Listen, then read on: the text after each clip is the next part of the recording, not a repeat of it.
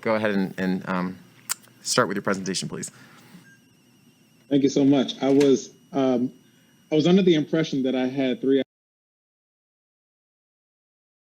hours tonight, but I will try to. I apologize. Schedule my time down to 20 minutes. Just a joke. Glad to be here before you all virtually. So I'm so sorry. 1 second, Mr. Mr. Parker.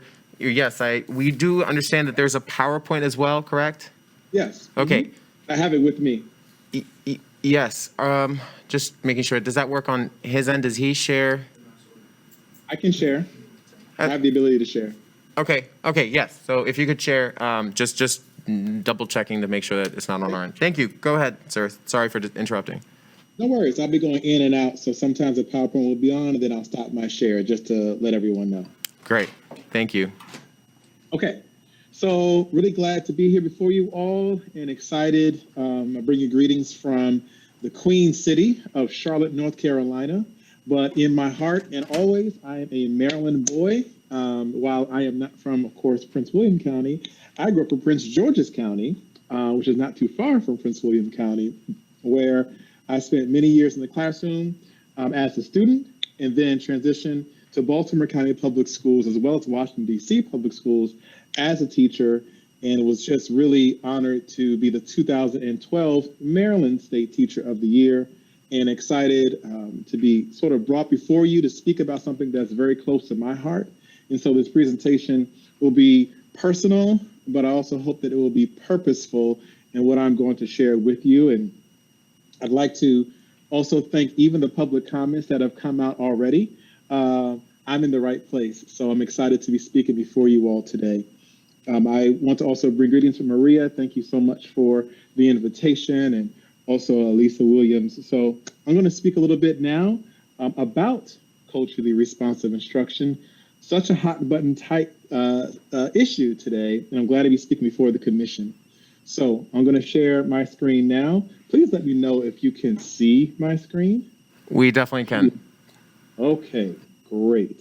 So let's go into it. Okay, the title of my presentation is Seeing Hope, Culturally Responsive Instruction. And again, 2012 Maryland Teacher of the Year, but what I currently do in my day job is I'm a senior consultant for Education First. So this is a line from my favorite poem, probably of all time, by Langston Hughes, and it's called What Happens to a Dream Deferred. The poem is actually called Harlem and is a fantastic just representation of lots of things. But I want to start here. And I want to start here with this idea that there is something that happens when something you want is deferred or pushed away from what you want to happen. A feeling that happens when you feel like you are close to something, but that dream is actually moving further away from you as you continue to move in the direction of that dream. Because as you know, and everyone here knows, dreams give direction. And so back many years ago, when I was a high school student at Friendly Senior High School in Fort Washington, Maryland, Prince George's County, I was at that place that the poem just mentioned, a dream being deferred. Because prior to that point, I was in a majority Black district, Prince George's County, but I kept experiencing things that I think are partially related, at least, to how I show up in my skin and in this body, but also I experienced this isolation from what my culture is and what I held to be sacred to my identity, and we're going to get to culture in a second, and what was taught in the classrooms. This is not to say what was taught in the classroom wasn't helpful. Of course it was. This is not to say what was taught in the classroom wasn't something that I needed to pass tests and to show proficiency on standards. Of course it was. At that time, it was MISPAT, for those Maryland folks who know that going back in the day. But there felt this disconnect between what I held as personal, important, and sacred to me and what I was learning. And it happened too often so that the dream that I thought, like, okay, going to school, and my parents told me going to school, there are great things that are going to happen. It didn't feel like it was happening for me when I was in the classroom as a student. And that really bothered me. And so when I came to high school, I felt more disillusioned than at any time in my career at that point as a student, because I was like, this is what school is going to be. I'm going to learn about other people's cultures, partly my culture, and I'm just going to stand here and I'm going to disconnect between school and home. So I'm almost going to live two different lives. And it felt frustrating for me. And I was coming into this experience wanting more. Because culture is actually something deeper than what I think we've been taught.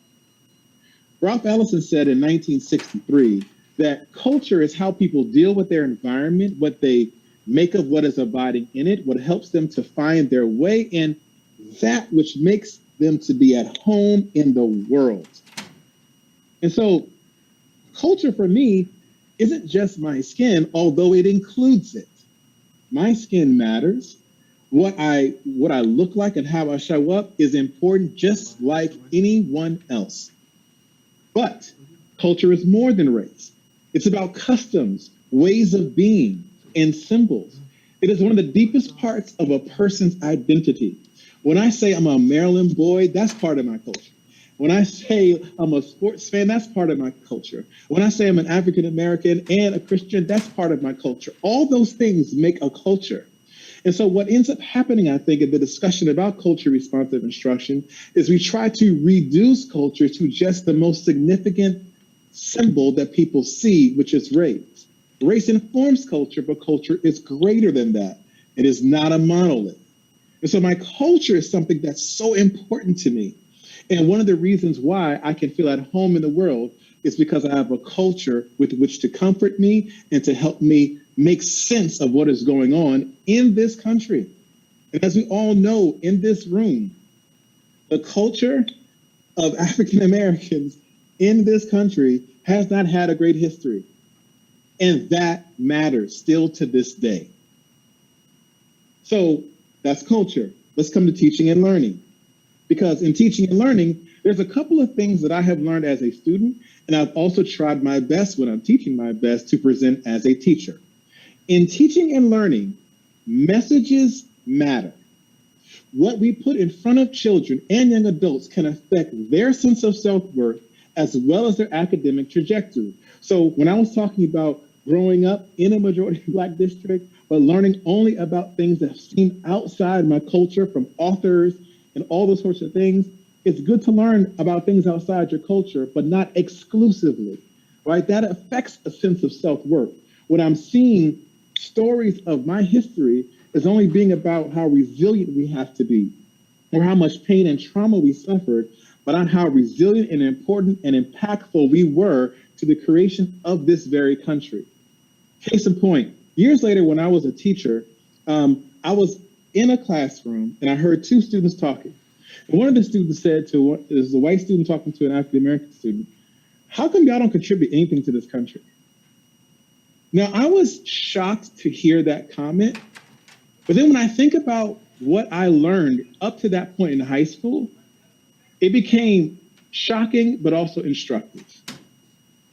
Secondly, in teaching and learning, methods matter, which is how we instruct our children and young adults says a lot about who we really are as a system and as a country. Thirdly, results matter.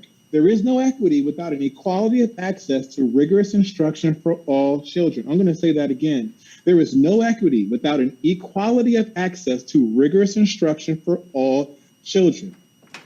If there's access in courses over here on this side of a county, but not over here, then there is no equity, and that has to be remedied because what happens in teaching and learning matters. Lastly, on this particular point, students matter.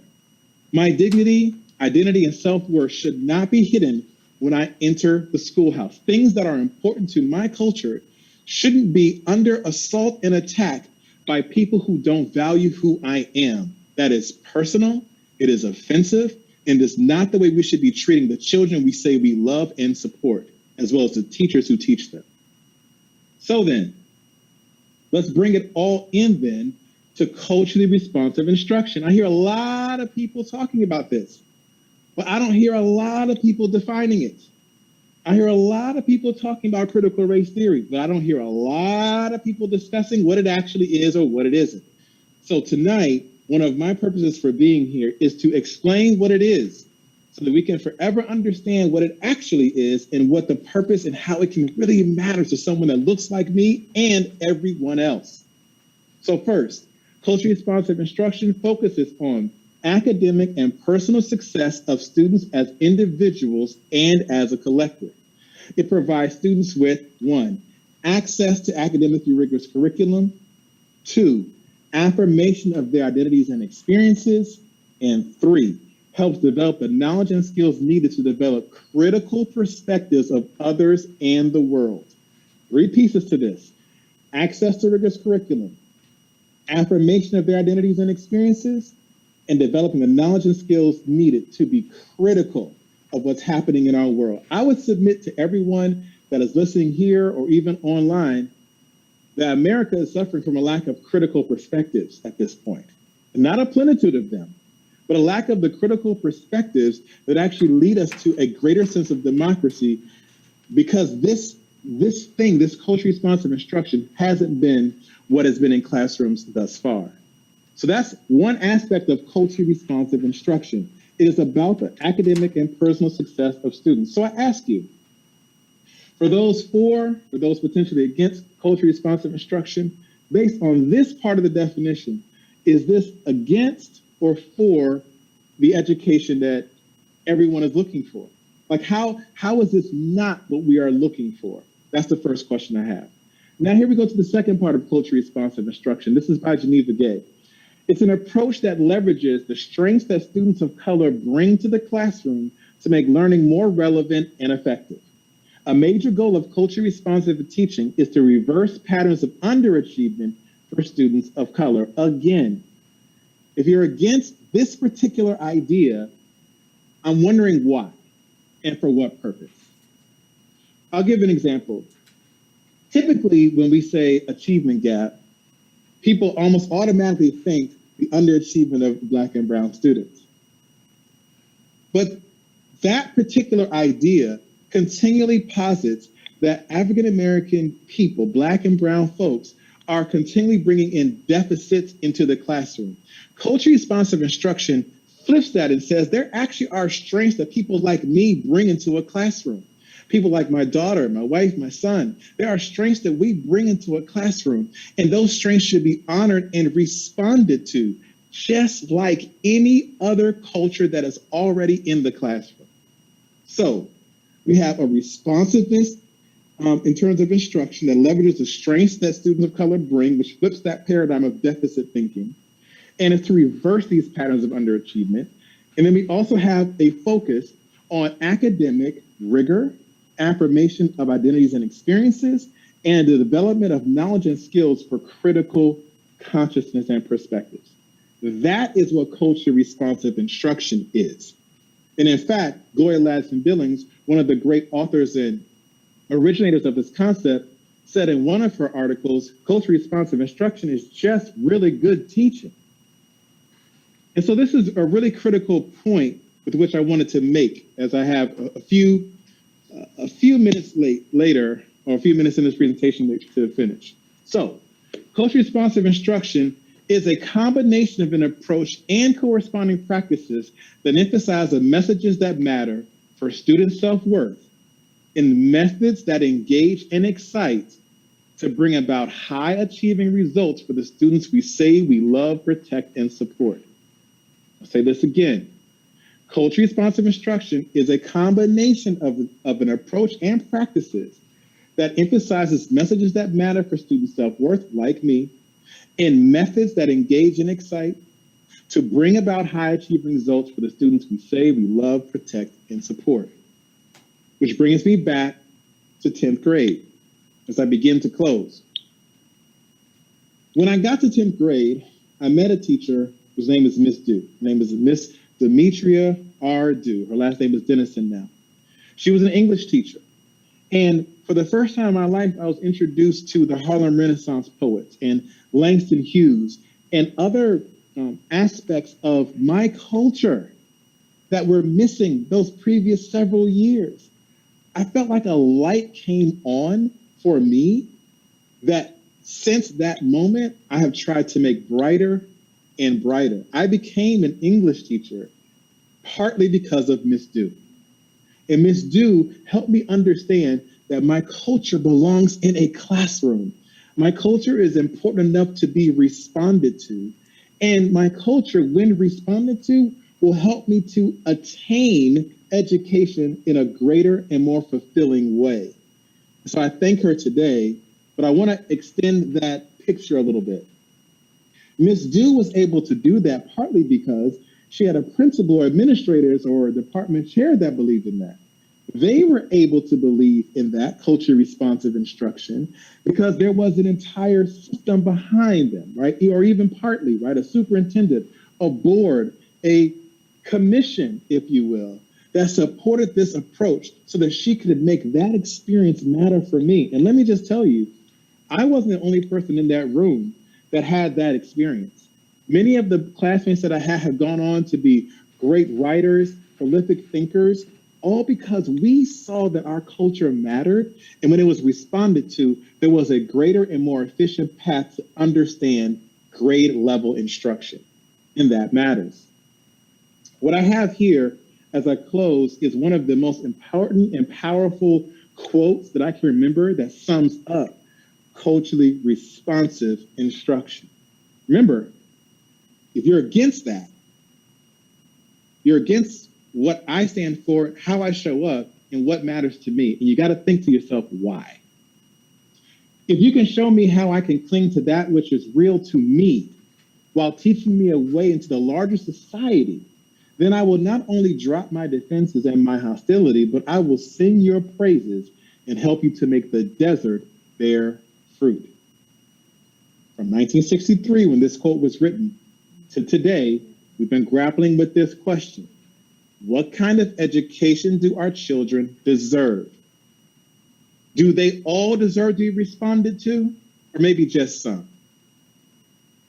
What kind of dreams do our children deserve to dream? Because education can impact what you see about yourself.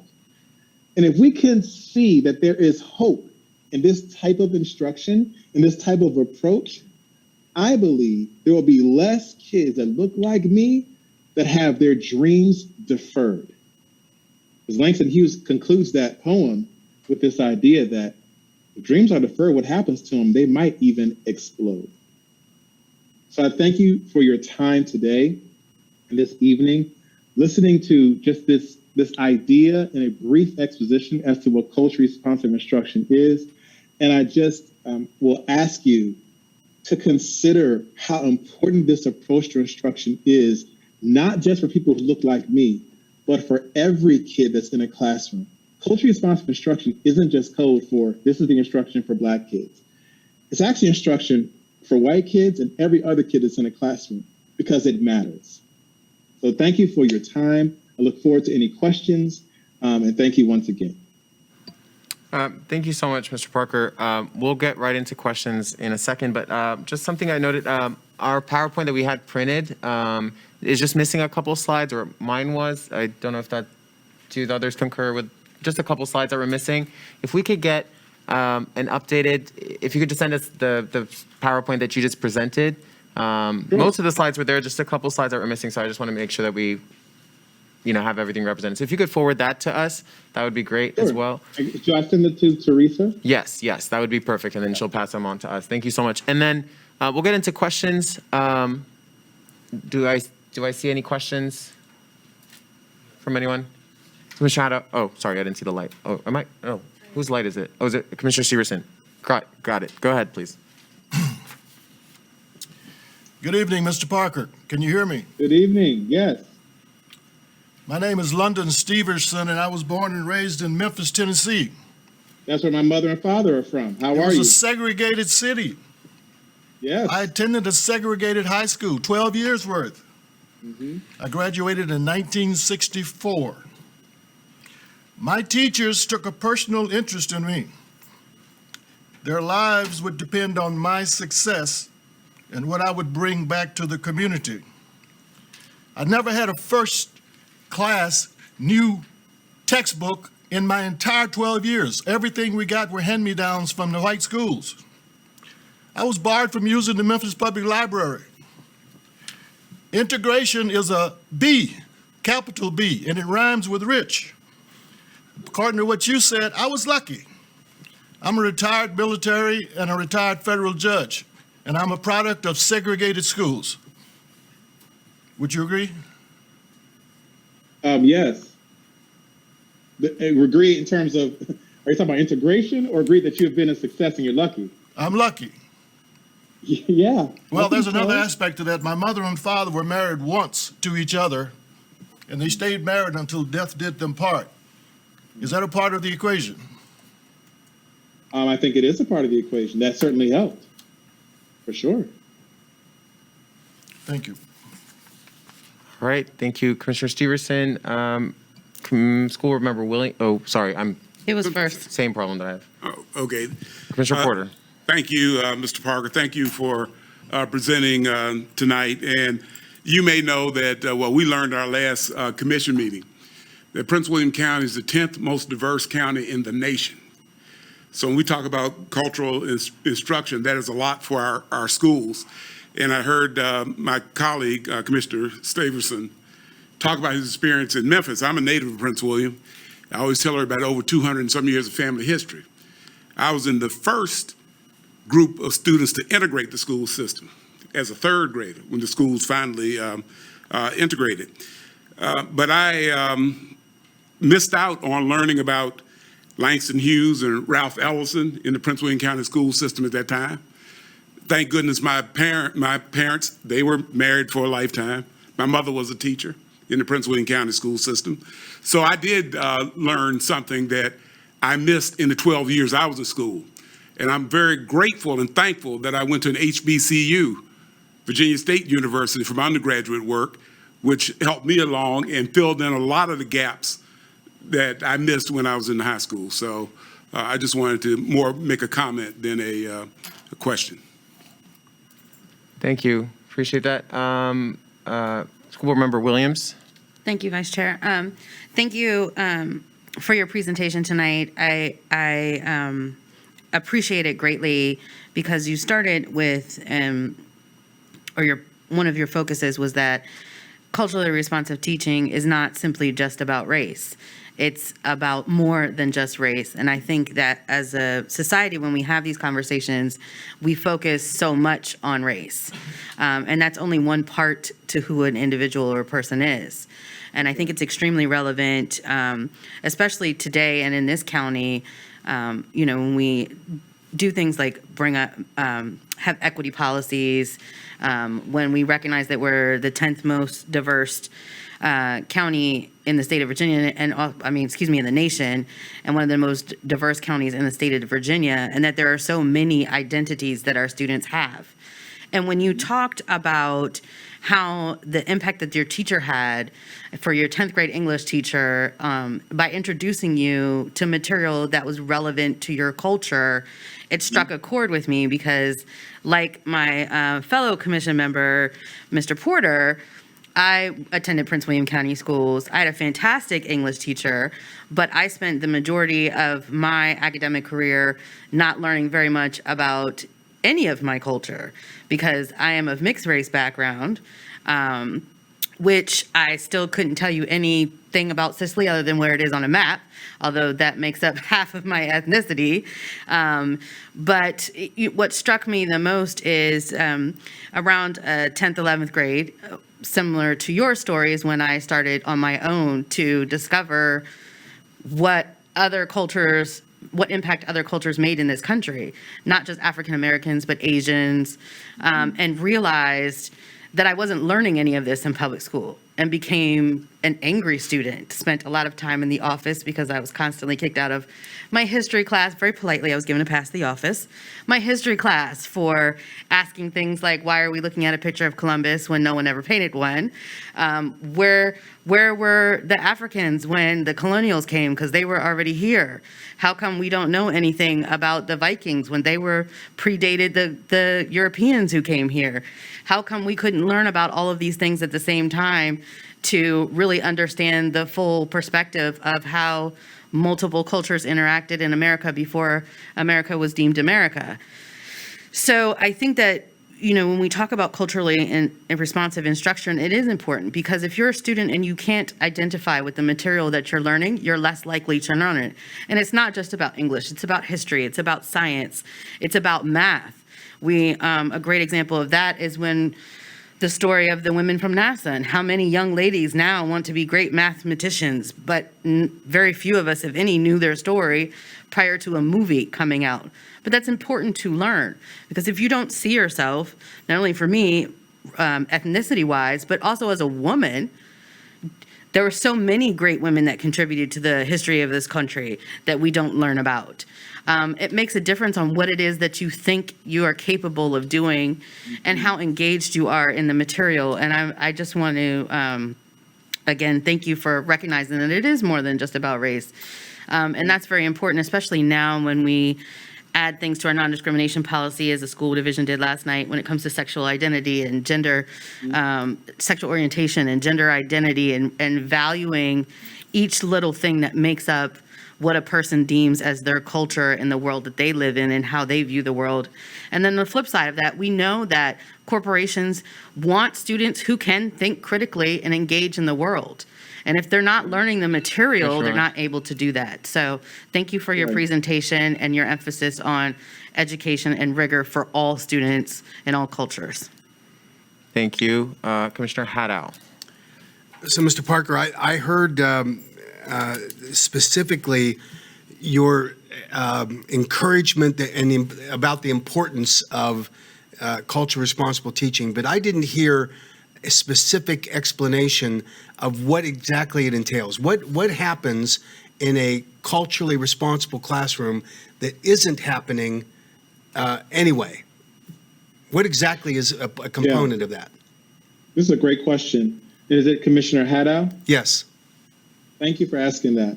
So I can tell you because I, being a Black male teacher, actually experienced not producing that type of instruction myself. So I'll explain to you what's happening.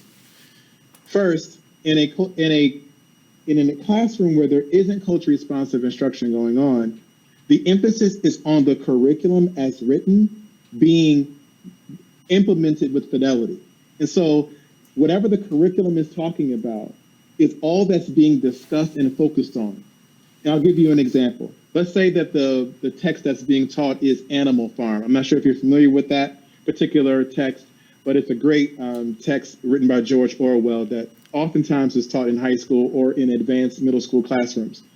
If my focus from the curriculum that I'm given, which typically is the case, is just on the allegorical nature of this book and how it references the Russian Revolution and all of those things, if in a non-culture responsive instruction classroom, I'm just taking the curriculum as written by someone else and I'm implementing it without regard to the different types of cultures that are in my classroom that have to access the main ideas in that text.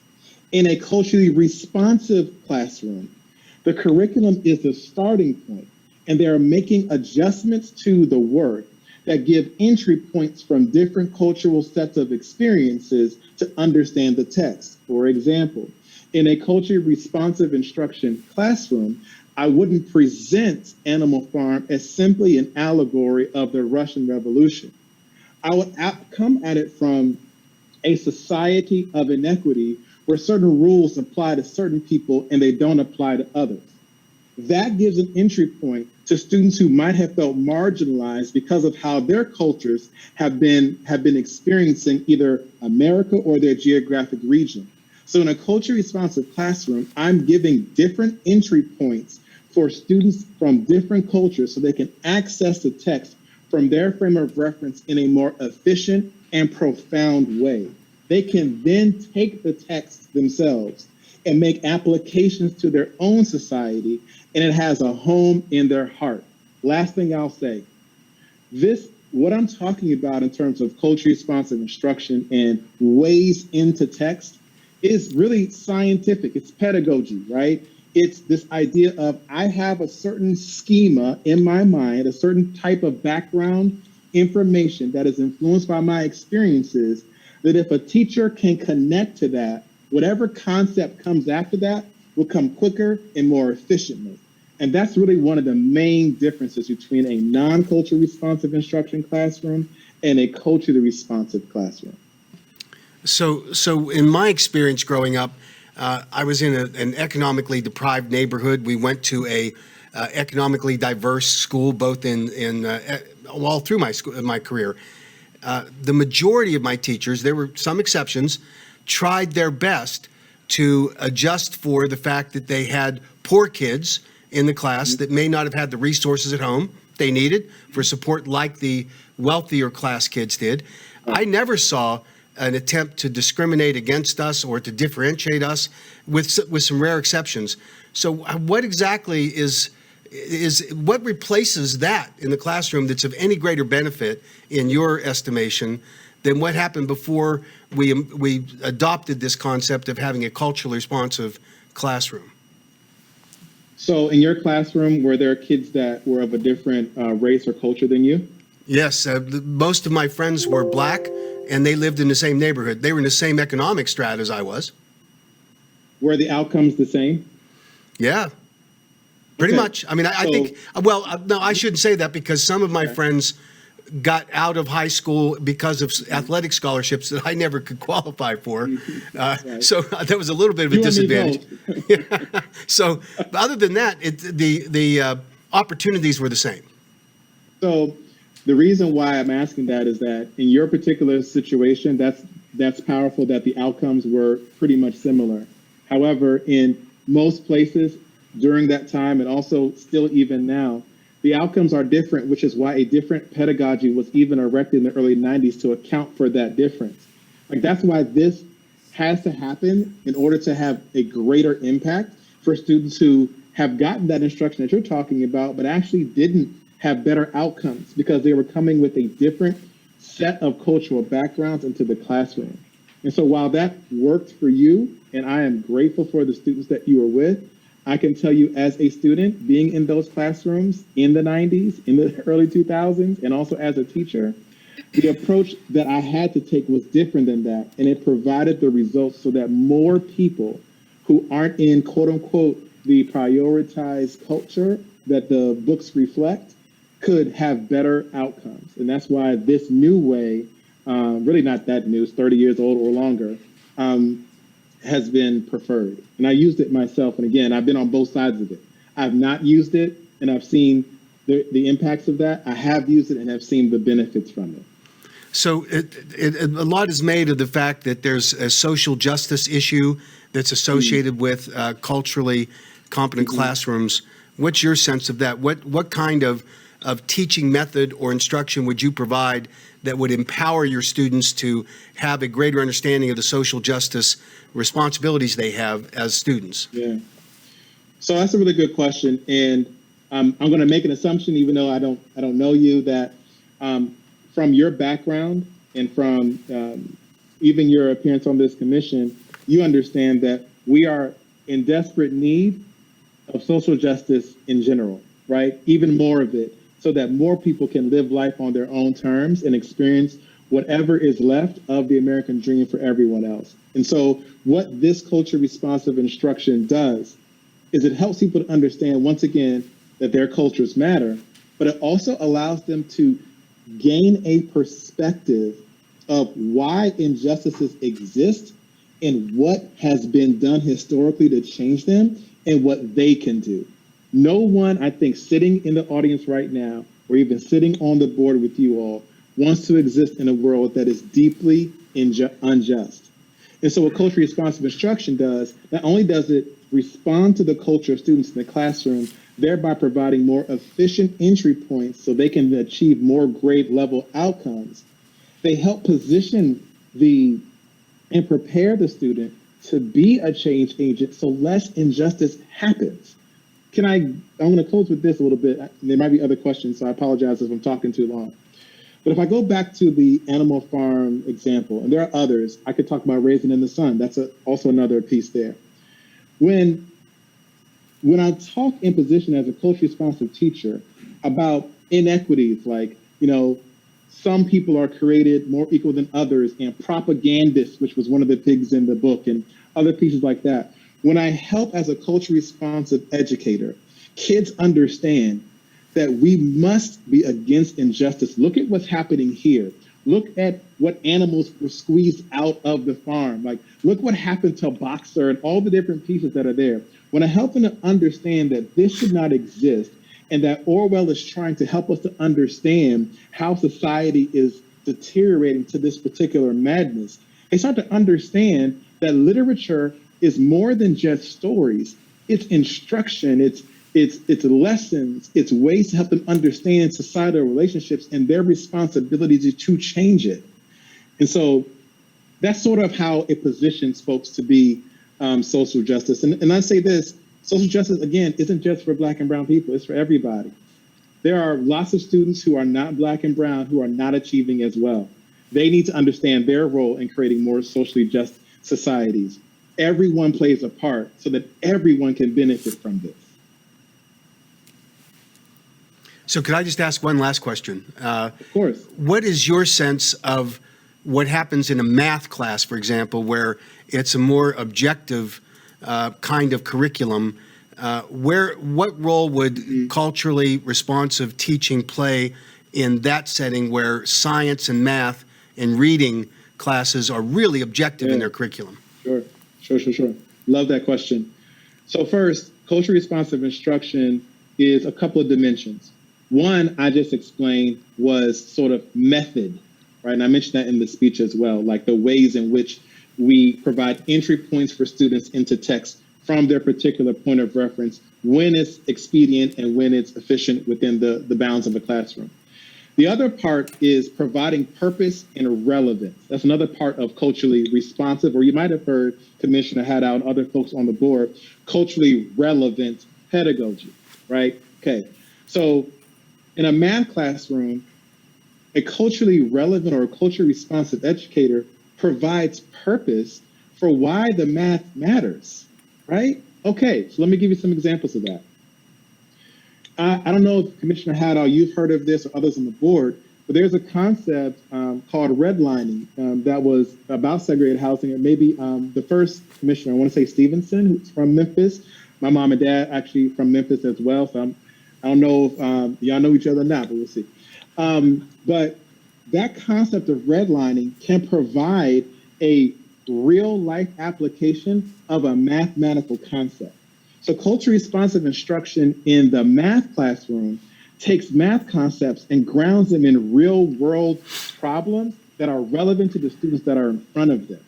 So I'm not just learning about Pythagorean theorem for no purpose at all. Actually, Pythagorean theorem could be used in a particular space and place, right? Or I could say, look at the geometric patterns of braids, like in folks' hair, like let's measure that. It makes things more applicable, more fun, and it gives a greater purpose to why we're learning, even objective, right? Because math has been used also to discriminate as well. And so it just provides a deeper and richer purpose for learning that is not disconnected from something that is important to the kids that are in front of them. Will it help the kids make change when they're at their jobs and you go in and buy something? Because I don't understand why kids don't know basic math. I hope so. Let me just tell you, I had to learn that because I worked at the KFC Taco Bell when I was growing up. So I appreciate your question, Commissioner Hadal. Commissioner Tradnik. Sorry. I appreciated a lot of what you were saying, and like Commissioner Akbar, I would love to be able to read more of it. There was a few quotes that you said, things that you said that were probably your direct quotes that I would love to read more of. So I don't know if there's a way that you can share your presentation and things that you said. There was a quote that you said that things that are important to me should not be undervalued. There was something along that line, especially that part of your talk. If you could send that to Teresa to send to me personally, I would love that. It was probably on here, but I was taking notes, so I might have missed it. One of my questions was, and I don't have that slide. I don't have slide 11. So one of my questions was, how do you get to know the cultures of the kids in your classroom or the different identities and religions? Like, how would you recommend practical application for possibly for teachers that are listening? When you scan a room, for instance, of these kids, as a teacher, I know many of the teachers got to know me, got to know, certain things about me, even some things that kids don't want shared. But then how do you suggest that they become sensitive to all of those different people and things and religions and backgrounds in their classroom?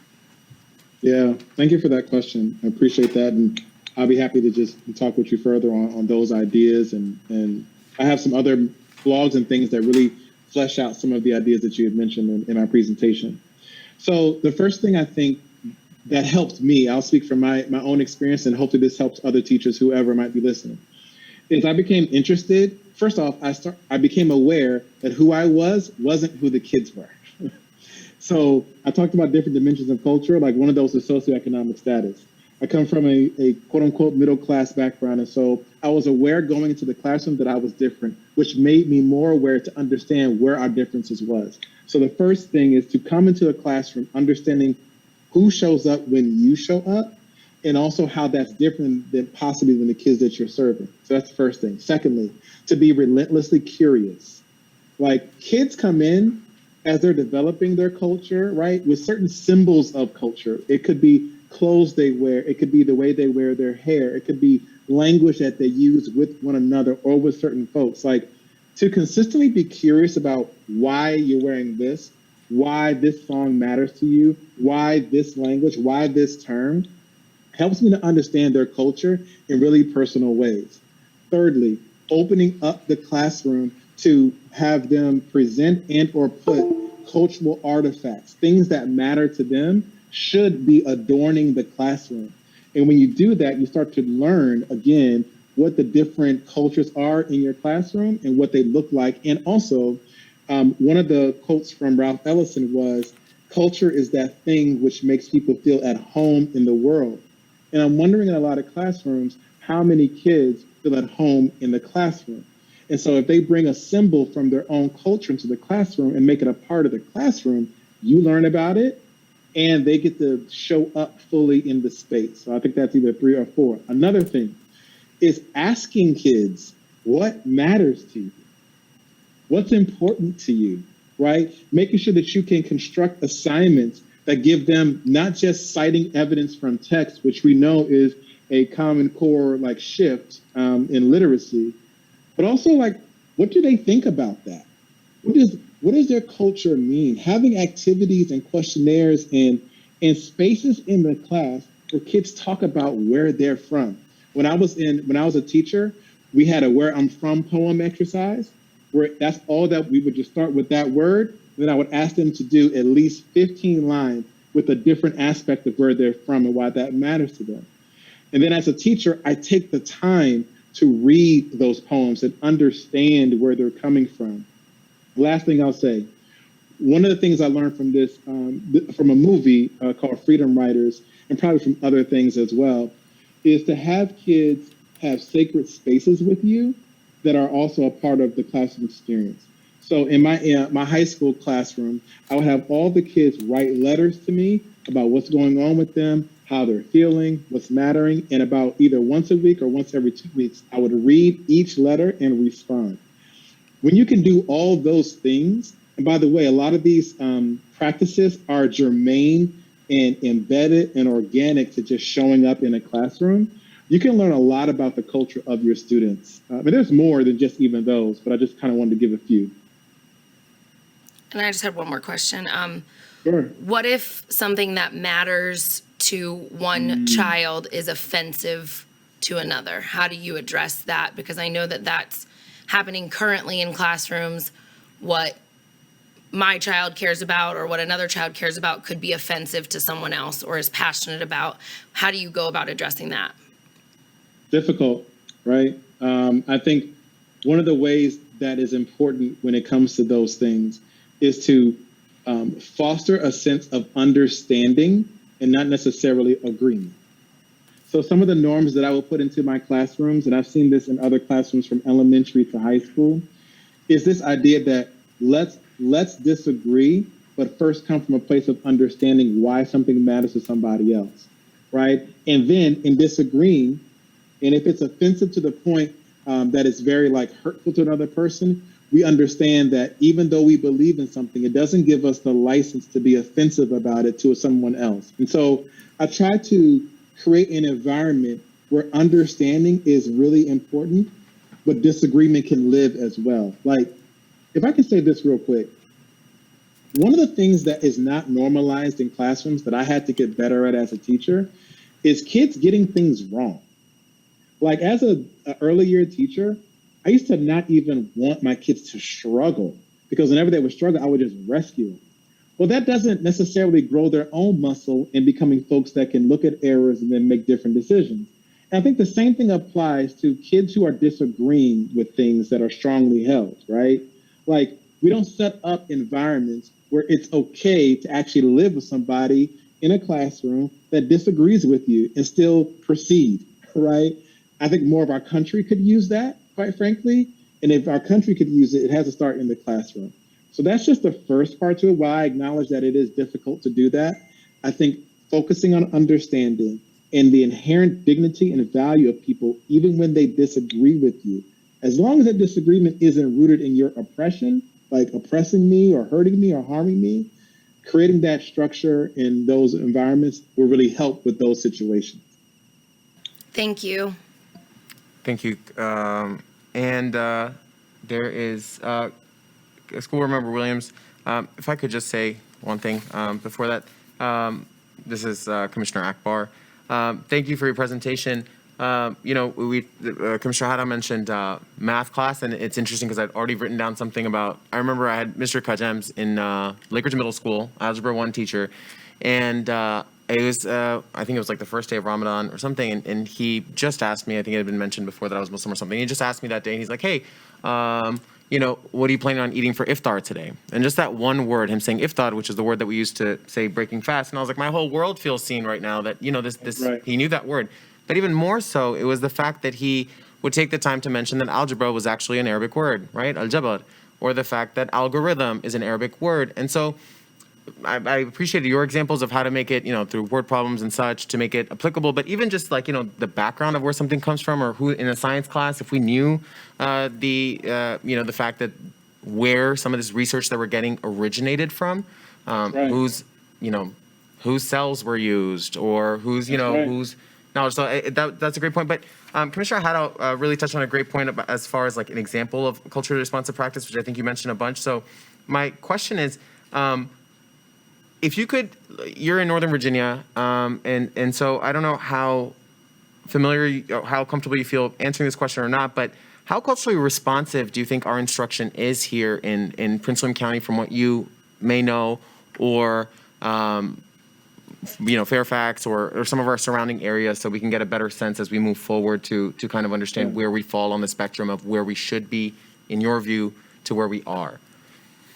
So a couple of things. I appreciate you mentioning that another strategy is explaining some of the history of math, which is actually deeply rooted in the Middle East and African countries. So that's a really, really great and powerful point. You talked about also cells being used. That reminds me of the Henrietta Lacks cells, the HeLa cells that are being used even to this day, which is a larger conversation in science.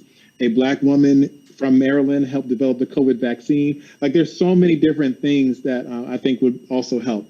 So, as you know, being from Prince George's County, which is not too far from Prince William County, I'm kind of aware of the area. Nova, not big, right? Not in a major way. But what I can say is that from a distance, it feels like you all are on your way, but there's some struggles, right? Some of those contentious meetings, they were near or in Prince William County.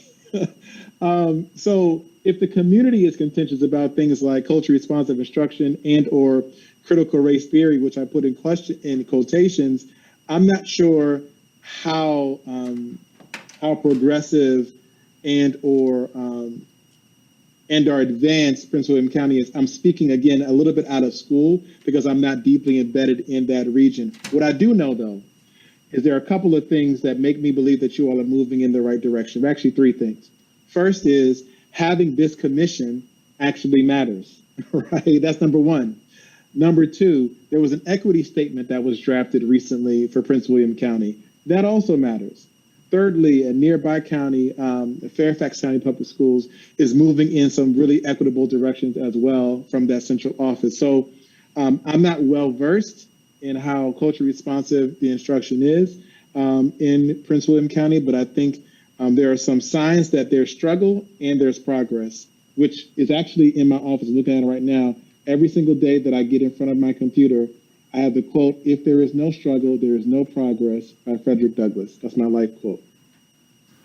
Thank you. I definitely appreciate that. I didn't mean to obviously imagine that Prince William County is the center of everyone's attention, but obviously it is for us. So I wanted to ask about that, and I will now. Thank you. Was that an extra or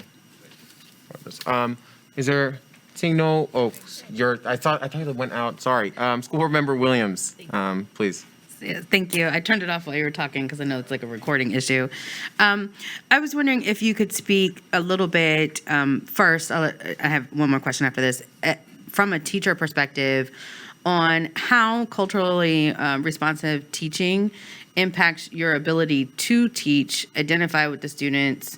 And I asked that question in the aspect of, as a teacher, does it make you then in turn learn about different cultures in order to better identify with your students or develop relationship with your students? And where I'm going with this is I can imagine that can impact everything from class participation to disciplinary issues in your classroom, just simply from being able to identify with who it is in your classroom, and then how that addresses who you are coming in a classroom in relation to your students, meaning maybe, you spoke about your middle class background and obviously African-American male, but say you walked into a classroom that was all Hispanic students or all Asian students, right? And after going through culturally responsive training, would that be something that would then have you more self-aware of how you interact with your students and your expectations for your classroom? Absolutely. So, okay, we are in this. I think I'm going to make a generalized statement, and maybe you all agree or maybe you disagree. But most people are comfortable with people who they feel know them and value them. Again, it's an assumption that I'm making, is a general statement. And so in order to get to that perspective, for the most part, especially with children, and when children you're teaching across difference, you have to get somehow into their world. So what I used to do when I was a teacher is sometimes I would visit the neighborhoods of the kids that I taught, not to be a voyeur or to spy and to see and to confirm some sort of negative stereotypical bias that I might have, but to understand and be with them.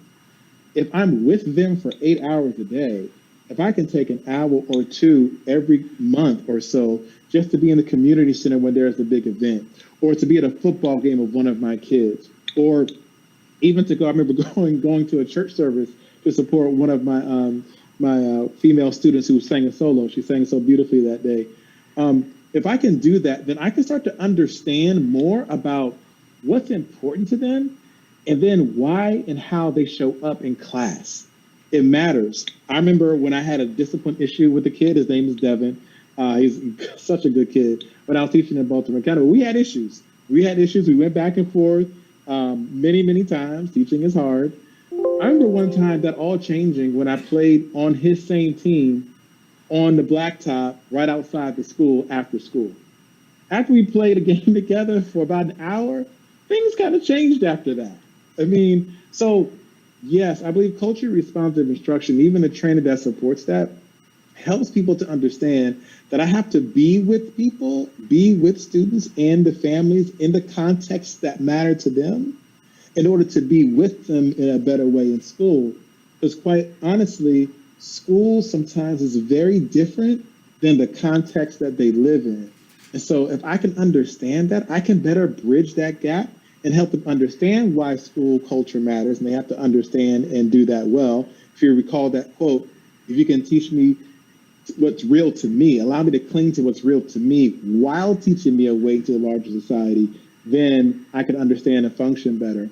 But yes, I think being with students outside the classroom in whatever ways you can is critically important to being with them in school.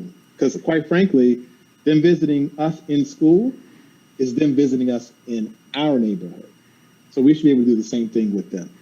Thank you. And then my last question is, I think that sometimes when we talk about this in general terms, and people who aren't familiar with this terminology often feel that it is a narrowing of a view, or taking away from what is deemed traditional education. And I was wondering if you could speak a little bit about that. And I'll say from my perspective, my understanding is that it's a little bit, it's not a narrowing or removal of traditional teaching or viewpoints, but more of an expansion. We're being more inclusive of all types of persons, and it's not removing whatever the dominant culture was. It's adding to that culture and being more inclusive overall. And my view is limited. I'm not a teacher, so I was wondering if you could speak to that from a teacher perspective, as if you were speaking to parents, because I often hear, I'm a school board member, so I often hear a lot of parents come and say, when it comes to this, that they feel that their children will be more excluded because they're in the dominant culture, and now we're speaking to other cultures. And I was wondering if you could expand on that from a teacher perspective, or what you would guide parents in understanding on how it's not a limitation, but an expansion or more inclusive. Yeah, it's a really good point. A couple of things I want to say to that. The first is I can understand parents coming with that perspective, and also parents with that perspective are almost implicitly or explicitly admitting to them understanding that there has been an imbalance all the years prior. And I think that's something that's important just to know. So I want to take us to something which I was thinking about when you were asking your question. I have an iPhone. It's expensive, and I'm like, I hate having to pay for it. But I bring it up because some years ago, they introduced different shades of emojis. I don't know if I remember that, or if you have iPhone, something like that. And that was crazy to me, because for so long, there wasn't an emoji for me. And I didn't even notice it. That didn't hurt the emoji system. It expanded it. It didn't hurt the texting experience. It deepened it. The same thing is for culturally responsive instruction with traditional instruction. It doesn't hurt traditional instruction. It elevates it, right? I now have different ways to reach and teach different students that traditional education and traditional pedagogy did not account for. That does not hurt the profession. It actually elevates the profession, because now I have more ways to reach more kids. And even if there is a lessening of a quote unquote dominant culture to allow room for other cultures, that is actually what this country should be, I argue, and what we have to continue to move forward to being. I'll say this, and two sides of this, possibly. I loved all of my students. So when I would bring in content that was culturally responsive to folks who identify from a certain region that isn't theirs, those who were white or otherwise, because I valued them and spoke to them and valued their culture too, they understood that this was important as for their own learning. And so I understand their perspective, but culturally responsive instruction deepens instruction. It doesn't destroy it or make traditional teaching of no effect. Thank you. Thank you very much. And Commissioner Hadal, you had a question? Yeah, Mr. Parker, you mentioned critical race theory in the context of how it's with culturally responsive teaching. And I know the distinction that critical race theory, of course, is a college level law kind of class, as opposed to culturally responsive teaching is something different. How much do you think that you can draw from critical race theory that would overlay into culturally responsive teaching that would benefit that program in the classroom? Sure. So, good question. Even though they are distinct ideas and concepts, they do overlap in different places, understandably so. And one of the overlaps are, if you recall, your and Billings talked about the 3 different parts of culturally responsive pedagogy, and she talked about academic success, affirming identities, but also developing the skills and knowledge to be critical perspectives. That critical perspective dovetails with critical race theory, where we understand that race is embedded into structures and systems in ways that needs to be redesigned. And so that feels like the convergence, if you will. Another staple of critical race theory is interest convergence. It helps people develop a critical perspective of what is happening in the country. And that sort of dovetails with some of the aims, or at least one of the aims, of culturally responsive pedagogy. Kind of right there, but they are distinct, but there are places in which they reinforce each other. All right. Thank you so much, Mr. Parker. We appreciate your time, and we hope that you could remain open to us later on if anyone has a follow-up question by email. But thank you so much for your time. Definitely appreciate it, and wish you a great rest of your evening. Thank you. Do you mind if I stay on and listen for a little while? Sure. before I think, drop off? yeah, I think virtually that allows that option. So, yeah.